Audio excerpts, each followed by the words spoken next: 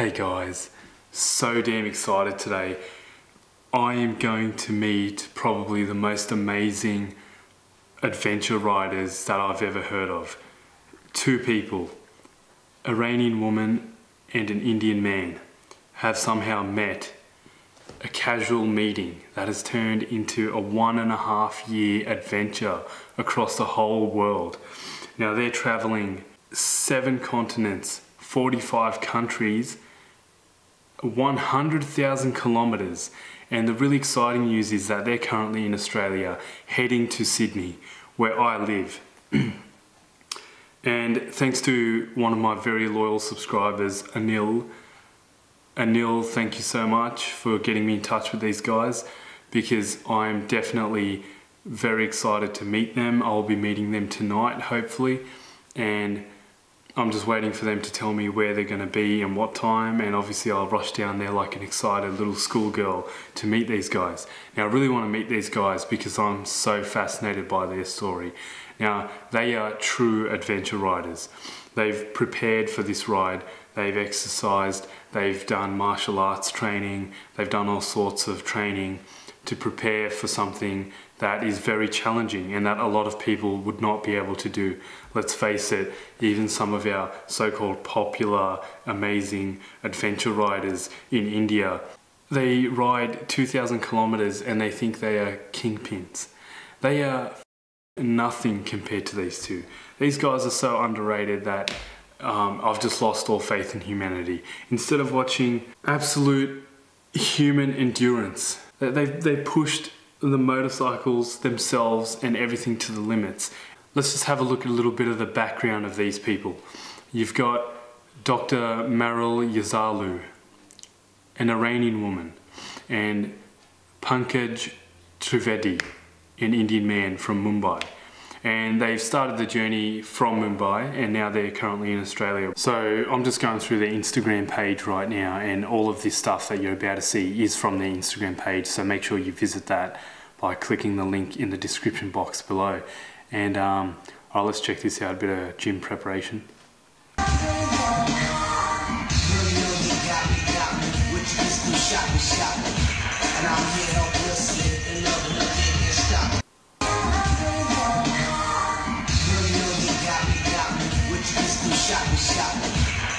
Wow, I'm freaking amazed. Is she standing on dumbbells while in the squat position and lifting more dumbbells? I've never seen anyone do that. I think that's worthy of like 20 million subscribers right there.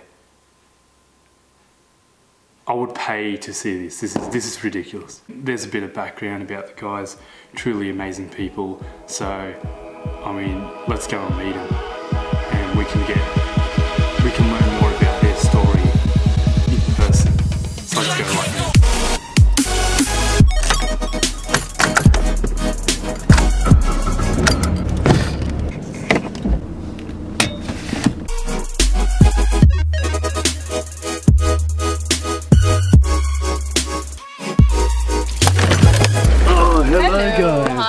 How are you? Nice Good to see you. Thank you. Thanks. Oh, thanks so much for waiting. So I don't know if you guys have checked out my YouTube channel. Okay. You haven't? No. Oh, you have? Okay. Okay, so I've got mostly an Indian audience. Okay. Because of my travel around India. And obviously one of them, his name's Anil. I don't know if you've heard of him. The same guy who messaged me and then said, because he messaged me and he said friend of mine is there and want to meet, what is the best thing? I said I'll check the messages. That's right, yeah.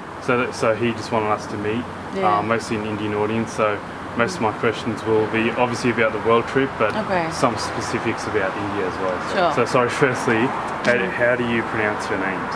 Okay, mine is Maral, yeah, which is M-A-R-A-L. Yeah. In India, they actually, they change everything to the comfort. They changed my name to Maya. Okay. Which is the short form of my name and surname. Yeah.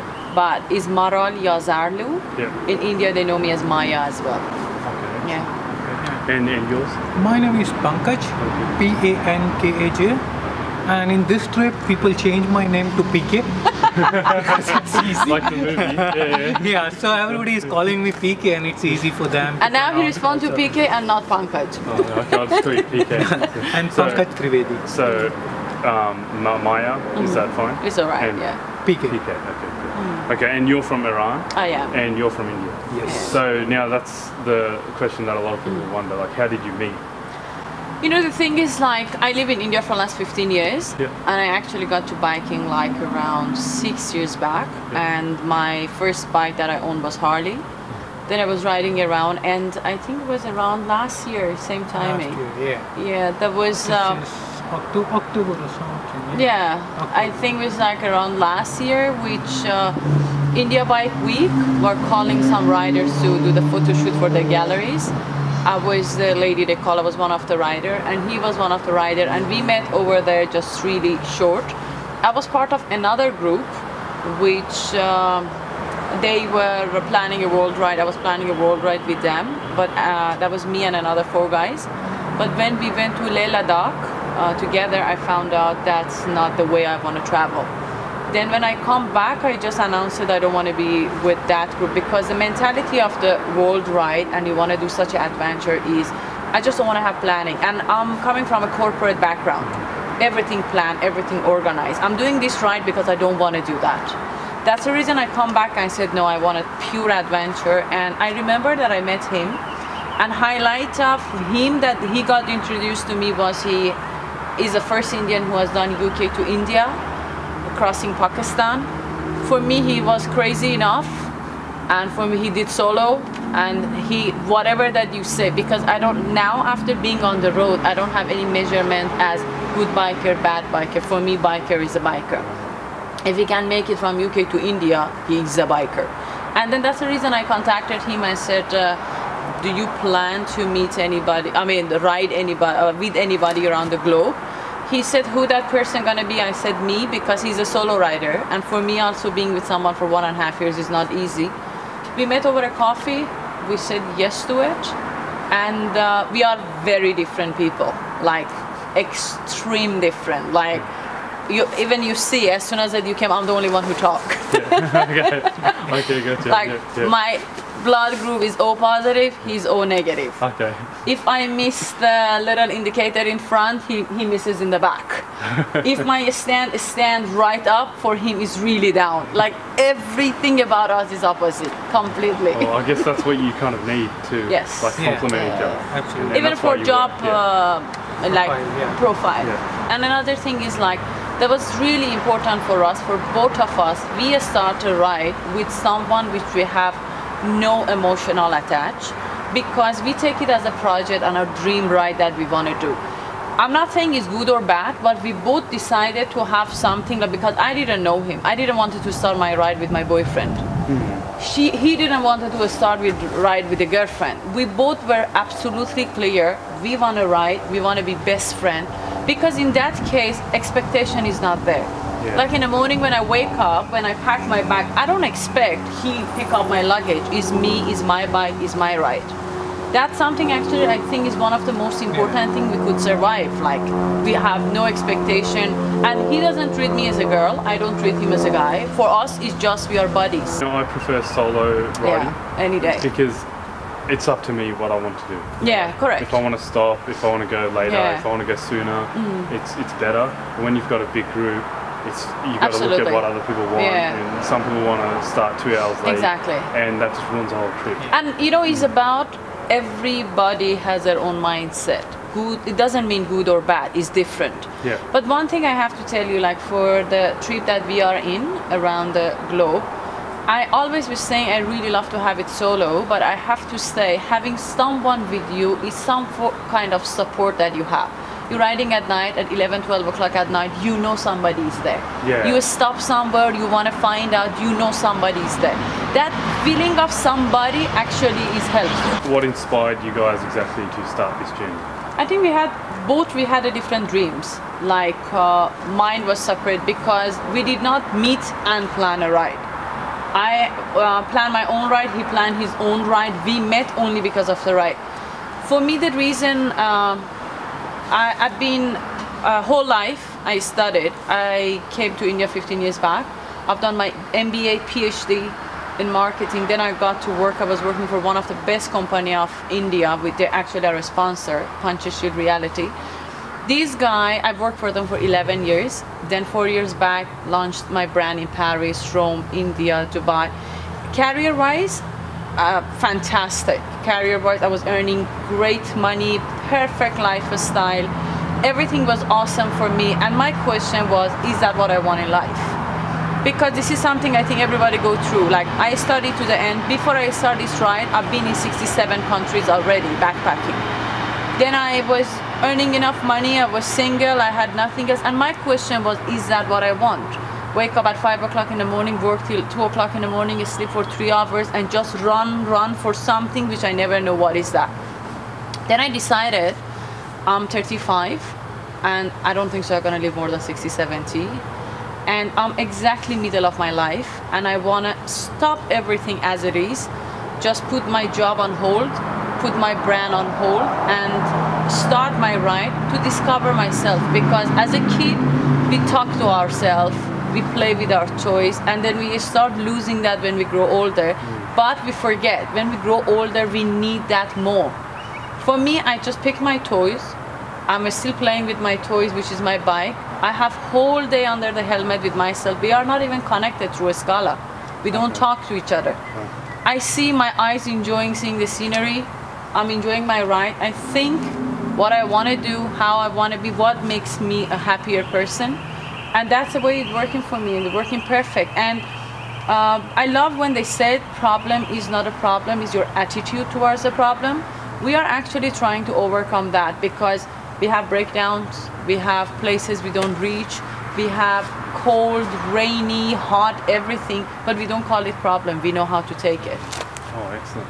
Yeah. And so I'm guessing that's where the name comes from, Ride to be One? Yes. It's about discovering yourself. Exactly. It's just try to be one with ourselves, with people, with the nature, with everything. But I think he has another reason to ride. Yeah, there are many. So basically, I was running an adventure travel company, and it was a big company. And after doing my trip from UK to India, I realized this is what I want to do, and this is how I want to live my life, being on a road and riding. And this is, I think, 8 years back. I gave up everything, and I decided I want to be on a road. And then I walked towards it, and I became a filmmaker and a documentary filmmaker, and then I did many campaigns and all that. And after doing so many campaigns and all that, there is always that dream, you want to see the world. You know, it's okay, you go in India 7 months and all that, but there's so many things to see across the world, and culture and people and diversity of, you know, food, languages, everything. And that dream I had from many years. I told many of my friends I want to see, and I decided yes, at last when we met, and we decided okay, let's do it. That's amazing. Yeah. So I know a lot of people don't like talking about their age and stuff like that, but if you don't mind. How old are you? Yeah. No. Oh, sorry. No, I'm a 42. 42, okay. Yeah. 35. Yeah, 35, okay. Yeah. So I hope by that age, Yeah. I'll have fulfilled my dream. You should. I think, you know, it's too important. We is. always think we have a whole life and we have 500 years. But if you live with maybe there is no tomorrow, what do you want to really do it now? And of course, if you want to do that, because I'm more practical and logical. Like, I worked on the money, do this, fix thing, I know everything, and then that was the time to leave. You have to find that your spot and work towards it. Sooner Yeah. is better. So what kind of bikes are you guys running? Mine is BMW F650, 2-cylinder, 800cc. I'm on a F650 GS single cylinder. What has been your favourite trip on the ride so far? Mine, I actually loved everything. I can't say, because when I think, I'm like, I loved Bhutan, I love Myanmar, I love Thailand, and I love everything. One thing that was really, really nice for me was Mount Bromo, which I cannot stop talking about it, in Indonesia. Seen the photos, yeah, that it looks like a volcano type Yes, thing. it's Yeah. a volcano, it's That an looked active amazing. volcano, and we were like top of the cloud. that's some kind of memories or pictures which never gonna go out of my head. I really, really loved it. We heard a lot of things about Australian people. I personally thought they're just their attitude and this and that. Unbelievably good. People will come to you and start talking, you know, and you greet early in the morning, which you don't see much in Asia. Here, hey, oh man, how are you? How are you up to? First 2 days, you're like, what happened to this guy? You know, and G'day, mate. yeah, and you're like, okay, yeah, great, you know? And you just go into petrol and, hey, how are you, right? Good, yeah, very good. So first you don't know how to react, but then you start learning it, and then you start understanding. Everybody greets you, and yeah, how's your day, and this and that, and you start talking, and then people give compliments, a lot of. And I love that when they are talking after some, hey man, you are a legend, man. Legend, suddenly what I did. Okay, and they give compliments like in galore, and I love that. And I started giving compliments to people too. So it's very positive. It's very positive. It's very positive. Yeah. And it's true because I'm used to that. And when I go to India and you pass someone and you kind of like nod at them or you smile and they don't smile back because they don't understand that. Exactly. But here it's normal. My best experience in India is when you get to the elevator and said hi. Everybody look at another one. Nobody hi back. Everybody thinks like maybe she knows somebody in the elevator, and when you said have a good day, again everybody look at each other. So like yeah, that's right. Yeah. Okay, and what's been your least favorite or your most challenging part of your life? It's a journey, you know, it's a journey. Everything is a challenging, every day is a challenging. It's not like one day is a more challenging than others, sometimes yes, but you know, you get up and suddenly internet will not start working. Okay, so and you have to upload certain things and you have to work on certain things, and that's become a challenge. Or sometimes you're tired, or sometimes bike issues, sometimes legal things you are thinking about, sometimes cleaning you are thinking about, sometimes you are thinking about this. But that's part and parcel of this trip, this kind of trip. And I don't think that's that bad. And challenge is depends on your expectation and your approach. And when you start put these two in the place, then you don't call it challenge, it's a daily thing that happen. Of course our bike breakdown, we have turn. His turn, my turn, the bike breakdown. We have route which we reach, and it's all about our attitude, because as soon as something's break and you start laughing and say thank you, let's take it, then everything it comes our way. I mean, we had situation, if we really wanted to take it before we get out of India, we could just say, you know what, not gonna happen, let's go back. Yeah. Actually our most challenging was India. Like we had, as soon as we start from, I rode from Pune to Bombay, we met 20 kilometers after our start, the bike broke down. 20 kilometers. Whoever was instead of us said, let's go back to Bombay and fix it. We said, no, we started, we go. Yeah. Yeah, and we kept going and going. And one thing I realized in so many years of riding, when you are on it, okay, when the crazy things happens and challenges comes and all that, you think about whether you want to stop, whether you want to say no to it, and whether it's too much. But once you finish it, and those are the tells you are going to talk about. Good part you never talk about. It was a nice, I've been there, but you know, I went there and my bike broke down, and how I came out of that, that's become a story. That's right. You know, and that's become a challenge, and that's main thing for anything. Definitely. You know, any kind of ride. Today also, if I talk about my UK to India and Pakistan, Iran, certain places, crazy things I came out of, guns and this and that, I talk about those. So those becomes challenges instead of, you know, that, this becomes more memories, I can say. Well, no, definitely. It's always the hardest experiences that you remember. Absolutely. And that becomes story. Story, yeah, that's right. No, that's true. Okay. Well, thank you so much for waiting for me. You guys are awesome. I don't want to delay you anymore. Oh, I just put the cream on my hand.